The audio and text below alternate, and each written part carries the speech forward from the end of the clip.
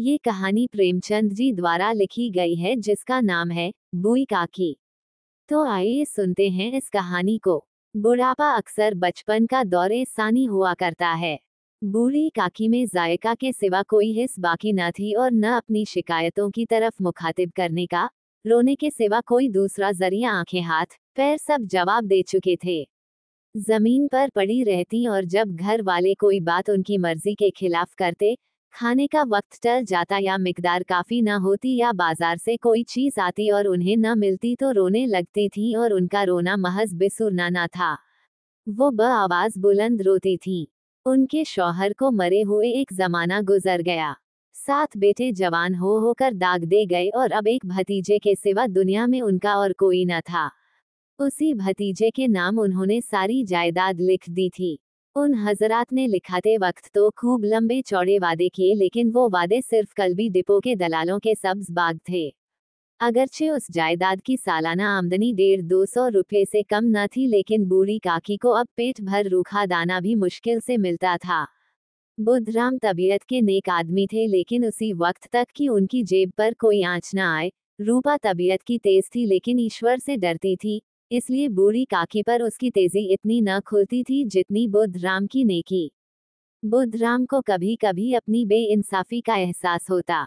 वो सोचते कि इस जायदाद की बदौलत में इस वक्त भला आदमी बना बैठा हूँ और अगर जबान तस्कीन या तशफी से सूरत हाल में कुछ इस्लाह हो सकती तो उन्हें मुतलक दरेग न होता, लेकिन मजीद खर्च का खौफ उनकी नेकी को दबाए रखता था।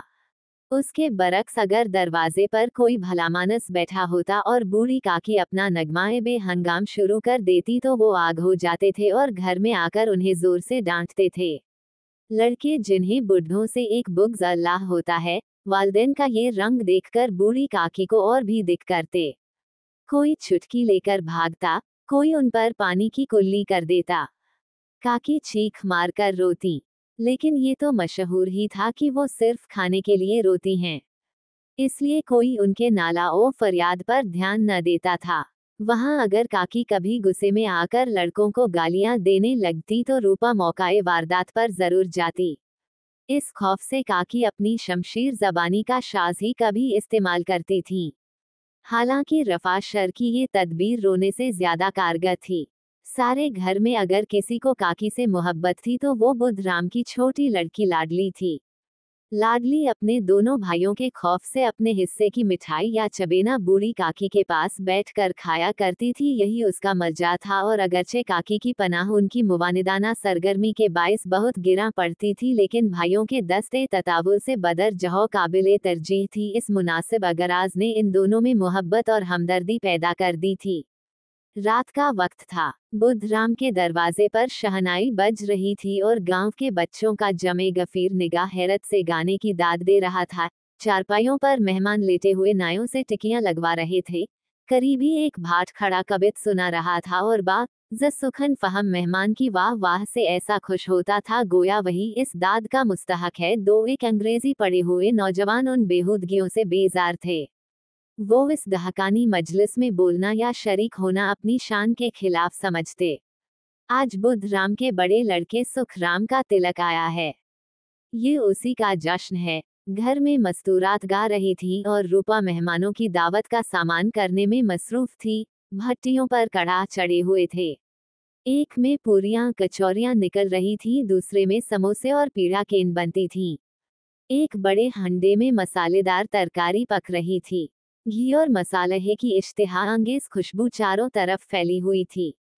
बूढ़ी काकी अपनी अंधेरी कोठरी में ख्याल गम की तरह बैठी हुई थी। ये लज्जत आमेज खुशबू उन्हें बेताब कर रही थी। वो दिल में सोचती थी, शायद मुझे पूरियां न मिलेंगी। इतनी देर हो गई कोई खाना लेकर नहीं आया, मालूम होता है लोग सब खा गए हैं। मेरे लिए कुछ न बचा। ये सोचकर उन्हें बेइख्तियार रोना आया, लेकिन शगुन के खौफ से रो न सकें। आहा कैसी खुशबू है, अब मुझे कौन पूछता है।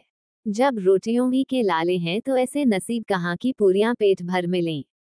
ये सोचकर उन्हें फिर बेइख्तियार रोना आया। कलेजे में एक हुक सी उठने लगी, लेकिन रूपा के खौफ से उन्होंने फिर जब्त किया। बूढ़ी काकी देर तक इन्हीं अफसोसनाक ख्यालों में डूबी रहीं। घी और मसाले की खुशबू रह रह कर दिल को आपे से बाहर किए देती थी। मुंह में पानी भर भर आता था। पूरियों का जायका याद करके दिल में गुदगुदी होने लगती थी। किसे पुकारूं? आज लाडली भी नहीं आई। दोनों लौंडे रोज दिख किया करते हैं, आज उनका भी कहीं पता नहीं। कुछ मालूम होता कि क्या बन रहा है। बूढ़ी काकी की चश्मे ख्याल में पूरियों की तस्वीर नाचने लगी। खूब लाल लाल फूली फूली नर्म नर्म होंगी। एक पूरी मिलती तो जरा हाथ में लेकर देखती, क्यों न चलकर कड़ाह के सामने ही बैठूं। पूरियां छन छन करके कड़ाह में तैरती होंगी। कड़ाह से गर्मा गर्म निकल कर कठौते में रखी जाती होंगी। फूल हम घर में भी सूंघ सकते हैं, लेकिन सैरे बाग का कुछ और ही लुत्फ है। इस तरह फैसला करके बूढ़ी काकी उकड़ू बैठकर हाथों के बल खिसकती हुई बमुश्किल तमाम चौखट से उतरी और धीरे धीरे रेंगती हुई कड़ाहों के पास जा बैठी। रूपा उस वक्त एक सरासिमगी की हालत में कभी इस कमरे में जाती, कभी उस कमरे में, कभी कड़ाह के पास, कभी कोठे पर। किसी ने बाहर से आकर कहा, महाराज ठंडाई मांग रहे हैं। ठंडाई देने लगी। इतने में फिर किसी ने आकर कहा, भाट आया है, उसे कुछ दे दो। भाट के लिए सीधा निकाल रही थी कि एक तीसरे आदमी ने आकर पूछा कि अभी खाना तैयार होने में कितनी देर है, जरा ढोल मजीरा उतार दो। बेचारी अकेली औरत चारों तरफ दौड़ते दौड़ते हैरान हो रही थी। झुंझलाती थी, कुर्ती थी, पर गुस्सा बाहर निकलने का मौका न पाया था। खौफ होता था कहीं पड़ोस ने ये न कहने लगे कि इतने ही में उबल पड़ी। प्यास से खुद उसका हलक सूखा जाता था। गर्मी के मारे फुकी जाती थी, लेकिन इतनी फुर्सत कहाँ कि जरा पानी पी ले या पंखा लेकर झले। ये भी अंदेशा था कि जरा निगाह पलटी और चीजों की लूट मची। इस कश्मकश के आलम में उसने बूढ़ी काकी को कड़ाह के पास बैठे देखा तो जल गई। गुस्सा न रुक सका, ये ख्याल न रहा कि पड़ोसने बैठी हुई हैं। दिल में क्या कहेंगी, मर्दाने में लोग सुनेंगे तो क्या कहेंगे। जैसे मेढक केचुए पर झपटता है, उसी तरह वो बूढ़ी काकी पर झपटी और उन्हें दोनों हाथों से झंझोड़कर बोली, ऐसे पेट में आग लगे। पेट है कि आग का कुंड है। कोठरी में बैठते क्या दम घुटता था।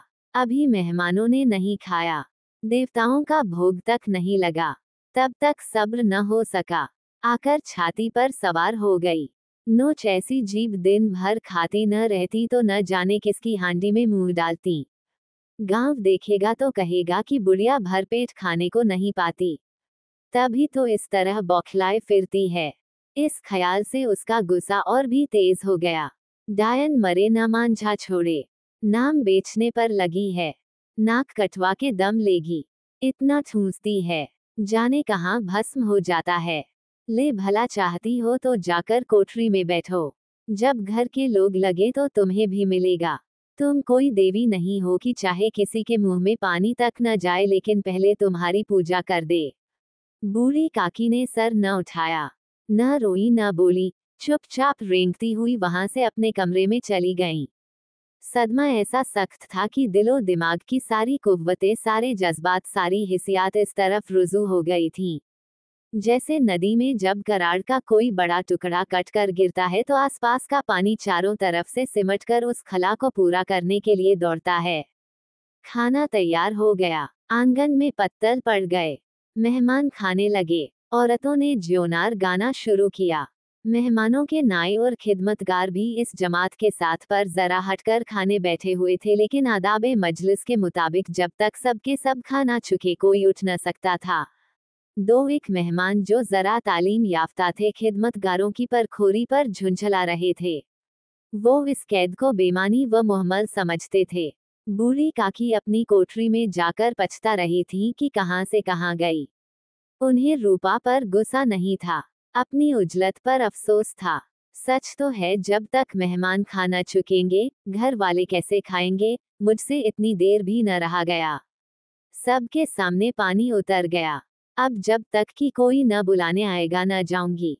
दिल में ये फैसला करके वो खामोशी से बुलावे का इंतजार करने लगी, लेकिन घी की मरगूब खुशबू बहुत सब्र आजमा साबित हो रही थी।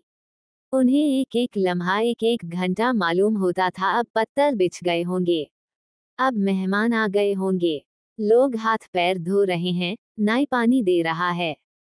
मालूम होता है लोग खाने पर बैठ गए। जोनार गाया जा रहा है। ये सोचकर बहाने के लिए लेट गईं और धीरे धीरे गुनगुनाने लगी। उन्हें मालूम हुआ कि मुझे गाते बहुत देर हो गई। क्या इतनी देर तक लोग खा ही रहे होंगे? किसी की बोल चाल सुनाई नहीं देती। जरूर लोग खा पी के चले गए, मुझे कोई बुलाने नहीं आया। रूपा चिढ़ गई है, क्या जाने की न बुलाए। सोचती हो कि आप ही आएंगी। कोई मेहमान नहीं कि बुला कर लाऊं। बूढ़ी काकी चलने के लिए तैयार हुई। ये यकीन कि अब एक लम्हे में पूरियां और मसालेदार तरकारियां सामने आएंगी और उनके हुस्न जायका को गुदगुदाने लगा। उन्होंने दिल में तरह तरह के मंसूबे बांधे। पहले तरकारी से पूरियां खाऊंगी, फिर दही और शक्कर से। कचौरियां रायते के साथ मजेदार मालूम होंगी। चाहे कोई बुरा माने या भला, मैं तो मांग मांग कर खाऊंगी। यही न लोग कहेंगे इन्हें लिहाज नहीं है, कहा करें। इतने दिनों के बाद पूरियां मिल रही हैं तो मुंह झूठा करके थोड़े ही उठाऊंगी। वो उकड़ूं बैठकर हाथों के बल खिसकती हुई आंगन में आई। मगर वाई किस्मत, इश्तियाक ने अपनी पुरानी आदत के मुताबिक वक्त का गलत अंदाजा किया था। मेहमानों की जमात अभी बैठी हुई थी। कोई खाकर उंगलियां चाटता था और कनखियों से देखता था कि और लोग भी खा रहे या नहीं। कोई इस फिक्र में था कि तेल पर पूरियां छूटी जाती हैं। काश किसी तरह उन्हें अंदर रख लेता। कोई दही खाकर जबान चटखारता था, लेकिन दूसरा शकूर अलिफ मांगते हुए शर्माता था कि इतने में बूढ़ी काकी रेंगती हुई उनके बीच में जा पहुंची। कई आदमी चौंक कर उठ खड़े हुए। आवाजें आई, अरे ये कौन बुढ़िया है, देखो किसी को छू मत ले। पंडित बुद्धराम काकी को देखते ही गुस्से से तिलमिला गए। पूरियों के थाल लिए खड़े थे, थाल को जमीन पर पटक दिया और जिस तरह बेरहम साहूकार अपने किसी नादेहंद मगरूर असामी को देखते ही झपट कर उसका टेटुआ लेता है, उसी तरह लपक कर उन्होंने बूढ़ी काकी के दोनों शाने पकड़े और घसीटते हुए लाकर उन्हें उस अंधेरी कोठरी में धम से गिरा दिया। आरजुओं का सब्ज बाग लू के एक झोंके में वीरान हो गया। मेहमानों ने खाना खाया, घर वालों ने खाया, बाजे वाले, धोबी, चमार भी खा चुके, लेकिन बूढ़ी काकी को किसी ने न पूछा। बुद्धराम व रूपा दोनों ही उन्हें उनकी बेहयाई की सजा देने का तस्फिया कर चुके थे। उनके बुढ़ापे पर, बेकसी पर, फतूरे अक्ल पर किसी को तरस नहीं आता था। अकेली लाडली उनके लिए कुड़ रही थी। लाडली को काकी से बहुत उन्स था। बेचारी भोली सीधी लड़की थी। तिफलाना शोखी और शरारत की उसमें बू तक न थी। दोनों बार जब उसकी माँ और बाप ने काकी को बेरहमी से घसीटा तो लाडली का कलेजा बैठ कर रह गया। वो झुंझला रही थी कि ये लोग काकी को क्यों बहुत सी पूरियां नहीं दे देते। क्या मेहमान सबकी सब थोड़े ही खा जाएंगे, और अगर काकी ने मेहमानों से पहले ही खा लिया तो क्या बिगड़ जाएगा। वो काकी के पास जाकर उन्हें तसल्ली देना चाहती थी, लेकिन माँ के खौफ से न जाती थी। उसने अपने हिस्से की पूरियां मुतलक न खाई थीं, अपनी गुलियों की पिटारी में बंद कर रखी थीं। वो ये पूरियां काकी के पास ले जाना चाहती थीं। उसका दिल बेकरार हो रहा था। बूढ़ी काकी मेरी आवाज सुनते ही उठ बैठेगी। पूरियां देखकर कैसी खुश होंगी। मुझे खूब प्यार करेगी। रात के 11 बज चुके थे। रूपा आंगन पड़ी सो रही थी। लाडली की आंखों में नींद न आती थी। काकी को पूरियां खिलाने की खुशी उसे सोने न देती थी। उसने गुलियों की पिटारी सामने ही रखी। जब उसे यकीन हो गया कि अम्मा गाफिल सो रही हैं तो वो चुपके से उठी और सोचने लगी कि कैसे चलूं। चारों तरफ अंधेरा था, सिर्फ चूल्हों में आग चमक रही थी और चूल्हों के पास एक कुत्ता लेटा हुआ था। लाडली की निगाह दरवाजा वाले नीम के दरख्त की तरफ गई। उसे मालूम हुआ कि उस पर हनुमान जी बैठे हुए हैं। उनकी दुम, उनकी गदा सब साफ नजर आती थी। मारे खौफ के उसने आंखें बंद कर लीं। इतने में कुत्ता उठ बैठा। लाडली को ढारस हुई। कई सोते हुए आदमियों की बनिस्बत एक जागता हुआ कुत्ता उसके लिए ज्यादा तकवीयत का बायस हुआ। उसने पिटारी उठाए और बूढ़ी काकी की कोठरी की तरफ चली। बूढ़ी काकी को महज इतना याद था कि किसी ने मेरे शाने पकड़े, फिर उन्हें ऐसा मालूम हुआ जैसे कोई पहाड़ पर उड़ाए लिए जाता है। उनके पैर बार बार पत्थरों से टकराए। तब किसी ने उन्हें पहाड़ पर से पटक दिया।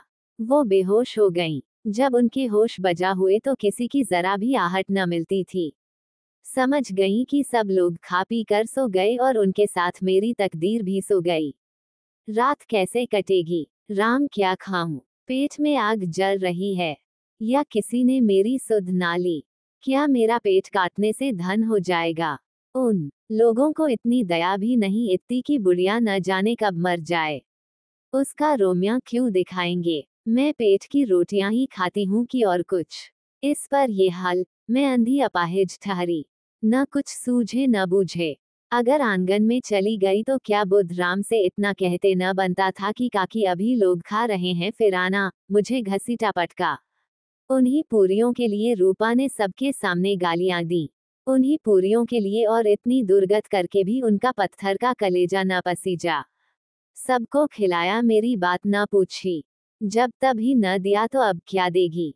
ये सोचकर मायूसाना सब्र के साथ लेट गईं। रिक्कत से गला भर भर आता था, लेकिन मेहमानों के सामने लिहाज से रोती न थी। यकायक उनके कान में आवाज आई, काकी उठो मैं पूरी लाई हूँ। काकी ने लाडली की आवाज पहचानी। छटपट उठ बैठी। दोनों हाथों से लाडली को टटोला और उसे गोद में बिठा लिया। लाडली ने पूरियां निकाल कर दी। काकी ने पूछा, क्या तुम्हारी अम्मा ने दी हैं? लाडली ने फख्र से कहा, नहीं ये मेरे हिस्से की हैं। काकी पूरियों पर टूट पड़ी। 5 मिनट में पिटारी खाली हो गई। लाडली ने पूछा, काकी पेट भर गया? जैसे थोड़ी सी बारिश ठंडक की जगह और भी हब्स पैदा कर देती है, उसी तरह उन चंद पूरियों ने काकी की इश्तिहा और रगबत को और भी तेज कर दिया था। बोली, नहीं बेटी, जाके अम्मा से और मांग लाओ। लाडली, अम्मा सोती हैं, जगाऊंगी तो अम्मा मारेंगी। काकी ने पिटारी को फिर टटोला। उसमें चंद रेजे गिरे थे। उन्हें निकालकर खा गईं, बार बार होंठ चाटती थीं, चटखारे भरती थीं। दिल महसूस रहा था कि और पूरियां कैसे पाऊं।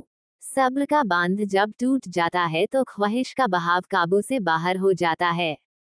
मस्तों को सुरूर की याद दिलाना उन्हें दीवाना बनाता है। काकी का बेताब दिल ख्वाहिश के इस बहाव में बह गया। हलाल हराम की तमीज न रही। वो कुछ देर तक इस ख्वाहिश को रोकती हैं। यकायक लाडली से बोली, मेरा हाथ पकड़कर वहां ले चलो जहां मेहमानों ने बैठकर खाना खाया था। लाडली उनका मंशा न समझ सकी। उसने काकी का हाथ पकड़ा और उन्हें लाकर झूठे पत्तलों के पास बिठा दिया और गरीब भूख की मारी फातिरुल अक्ल बुढ़िया पत्तलों से पूरियों के टुकड़े चुन चुन कर खाने लगी। वही कितना लजीज था, सालन कितना मजेदार, कचौरियां कितनी सलोनी, समोसे कितने खस्ता और नर्म। काकी फतूरे अक्ल के बावजूद जानती थी कि मैं वो कर रही हूँ जो मुझे न करना चाहिए। मैं दूसरों के झूठे पत्तल चाट रही हूँ, लेकिन बुढ़ापे की हिर्स मर्ज का आखिरी दौर है। जब सारे हवास एक ही मरकज पर आकर जमा हो जाते हैं। बूढ़ी काकी में ये मरकज उनका हुस्न जायका था। एन उसी वक्त रूपा की आंख खुली। उसे मालूम हुआ कि लाडली मेरे पास नहीं है। चून की चारपाई के इधर उधर ताकने लगी कि कहीं लड़की नीचे तो नहीं गिर पड़ी। उसे वहां न पाकर वो उठ बैठी, तो क्या देखती है कि लाडली छोटे पत्तलों के पास चुपचाप खड़ी है और बूढ़ी काकी पत्तलों पर से पूरियों के टुकड़े उठा उठाकर खा रही हैं। रूपा का कलेजा सन से हो गया। किसी गाय के गर्दन पर छुरी चलते देखकर उसके दिल की जो हालत होती वही उस वक्त हुई। एक ब्राह्मणी दूसरों का झूठा पत्तल टटोले, इससे इबरतनाक नजारा नामुमकिन था। पूरियों के चंद लुकमों के लिए उसकी चचेरी सास ऐसा रकीक और हकीर फ़ेल कर रही है। ये वो नज़ारा था जिससे देखने वालों के दिल कांप उठते हैं। ऐसा मालूम होता है कि जमीन रुक गई है, आसमान चक्कर खा रहा है, दुनिया पर कोई आफत आने वाली है। रूपा को गुस्सा न आया। इबरत के सामने गुस्से का जिक्र किया। दर्द और खौफ से उसकी आंखें भर आईं। इस धर्म और पाप का इल्जाम किस पर है? उसने सदके दिल से आसमान की तरफ हाथ उठाकर कहा, परमात्मा बच्चों पर रहम करना। इस अधर्म की सजा मुझे मत देना, हमारा सत्यानाश हो जाएगा। रूपा को अपनी खुदगर्जी और बेइंसाफी आज तक कभी इतनी सफाई से नजर न आई थी। हाय मैं कितनी बेरहम हूँ।